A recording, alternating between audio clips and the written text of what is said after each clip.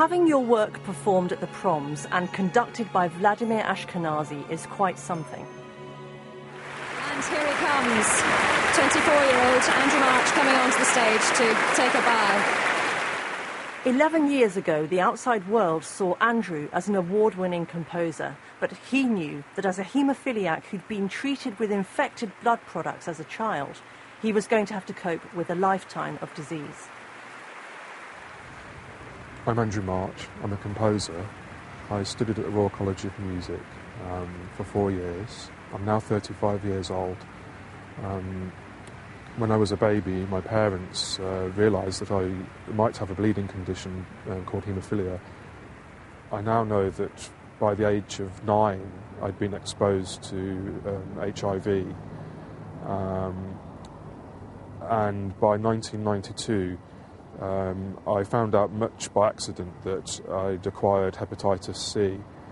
Only a few years after that, a third volley of devastation came my way when I was told, along with 4,000 other haemophiliacs, that I'd been exposed to variant CJD.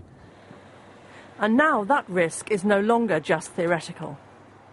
Now we've been told that the first confirmed case of variant CJD in haemophiliac was found on post-mortem, and now we are living with a genuine fear of contracting variant CJD. Andrew's heard about a blood test for VCJD and wants the government to bring it in as fast as possible. Andrew and other people like him in high-risk groups want to be tested to find out what lies ahead for them. But testing matters to all of us because at the moment we can't be absolutely sure that donated blood is safe to use. 13 years after the first cases of VCJD, and we still don't know how many of us are carrying it in our blood. And without a test, we may never know.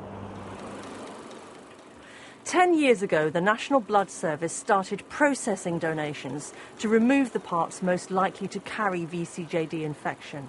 But Mark Turner, one of Britain's leading experts on blood safety, has told Newsnight it is time now to press ahead with testing. There may be up to 1 in 4,000 people in the population who are themselves healthy, but may nevertheless be infected with this agent. And clearly, therefore, there is a continuing risk that the variant CJD agent could be transmitted by blood transfusion. I think, therefore, it's very important if we can establish and implement an accurate test that would help us to control that residual risk of transmission of disease. And there are several blood tests being developed, one from a Canadian company called Haemophiliac, which is already producing test kits. This is our kit here, and we have used it to test a panel of plasma in the UK, and also to test 10,000 samples in France. Haemophiliac has a containment laboratory to work on the highly infectious prions that cause VCJD.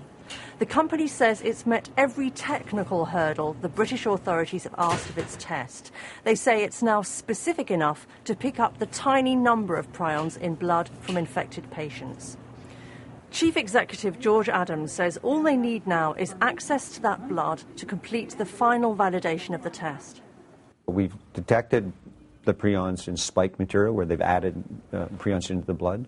We've detected prions in animal blood, infected animals, and we need now to show that we can detect the prions in samples from patients who had variant CJD, and we need to do a large-scale test like we've done in France, where we can look for people who are carriers of the disease.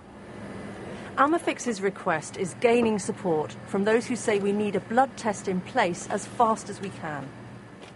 The two key things that need to be done are that the Haemophiliac test needs to be tested against the blood of patients with clinical variant CJD in order to determine that it can pick up positivity in that context.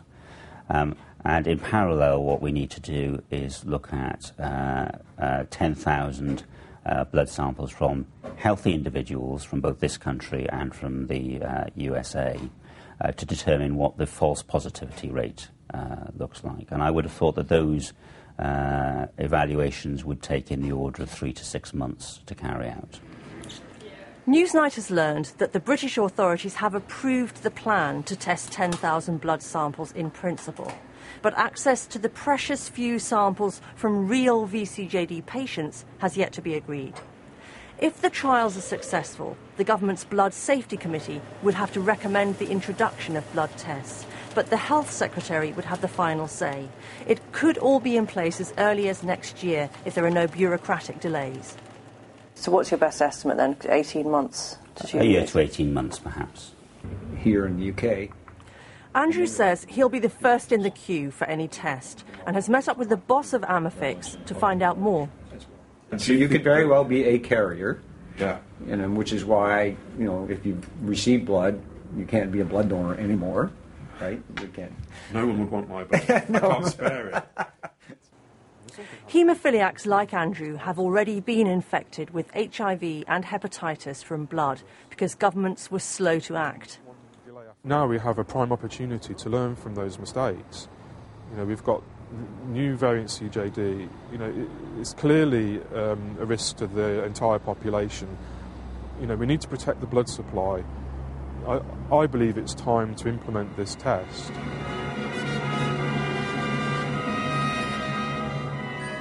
Andrew's still composing, more than a decade after his proms appearance, and more than a decade after VCJD first appeared in the UK. One expert told us today it's a national embarrassment that we still haven't tested to find out how many of us are carrying the disease, let alone give people like Andrew the answers they need.